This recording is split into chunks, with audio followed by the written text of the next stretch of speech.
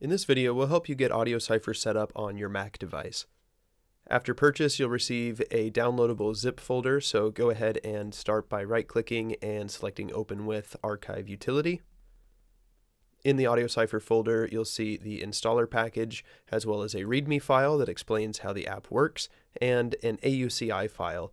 This is a collection of audio and MIDI files that will be loaded into AudioCipher, and you can use these for your projects whether you're running AudioCipher as a standalone application or a plugin.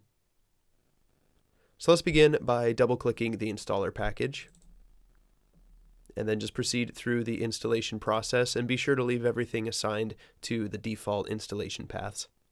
Once the installation is successful, you can go ahead and close, grant access to the downloads folder so you can remove the installer package.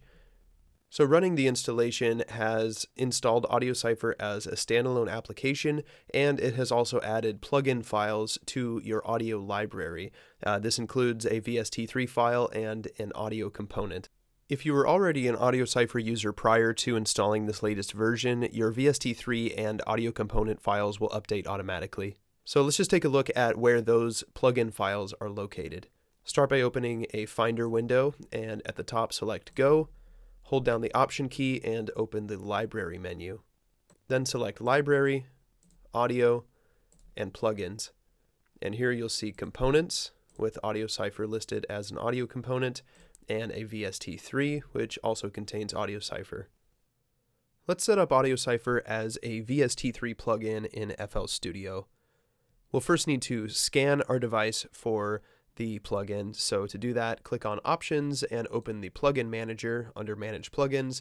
You'll notice here in the left panel, FL gives you a list of file paths that it's going to check.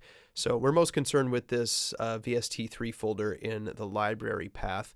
So that's where your VST3 will be located. So as long as AudioCipher is there, we can click Find Installed Plugins. It'll do a scan, and you'll see that the VST3 is listed here, and it also has the audio component. So now we need to add AudioCipher as a MIDI instrument. So I'm just going to add it here to the channel rack by clicking the plus sign, and then I'll select More Plugins, and I will double-click the VST3 here from the list. So I'll switch over to the MIDI generator, and let's say we want to create a chord progression. Maybe I'll just adjust some of these settings here. So set this to D sharp minor and make the chords a little more interesting. We'll make some 7th chords, and let's just enter a prompt here. Let's just say dark. We can play this back in AudioCipher to get an idea of the chord progression we're about to generate.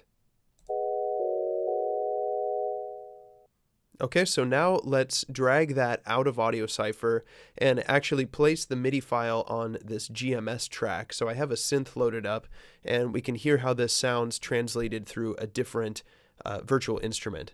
So I'm going to click and drag the Drag to MIDI button, and then just drop that straight on the GMS track. So now we can click on that and check out these chords in the piano roll, and we can listen to them as they sound through the GMS synth.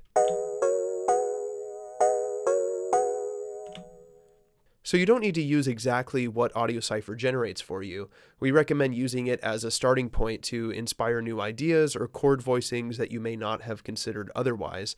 So maybe you like these chords, but the voicings could use a little bit of work. So let's just make some adjustments here. I will select the Select tool, and maybe we want to move some of these voicings higher or lower. We can select some of the low voicings, kick those down an octave. So now we have a more open voice chord progression here. Okay, so if that sounds good, everything's ready to go. We can add that to the arrangement and start building our track.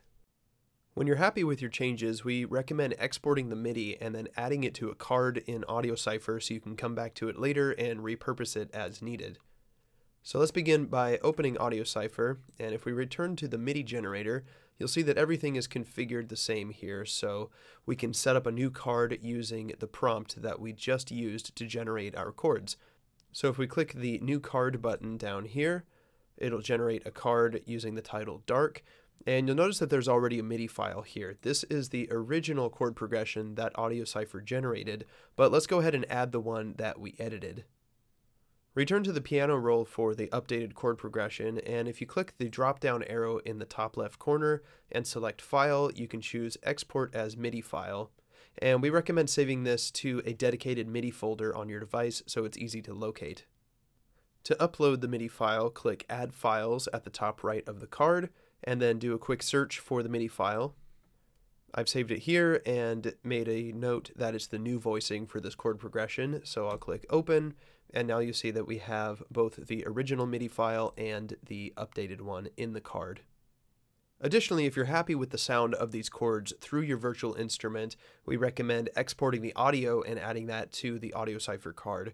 You can use the keyboard shortcut Command-R to export a WAV file, and again, we recommend saving this to a dedicated audio folder on your device so it's easy to find. So let's just call this Dark Audio, and I'll save it in that folder. Now we can return to the card in AudioCipher and again click Add Files, and we'll just need to do a quick search for that new audio file. So once you've found it in your file path, you can click Open and it will add it to the audio files section of the card here. You can play it back using the play button or remove it using the little X button to the far right.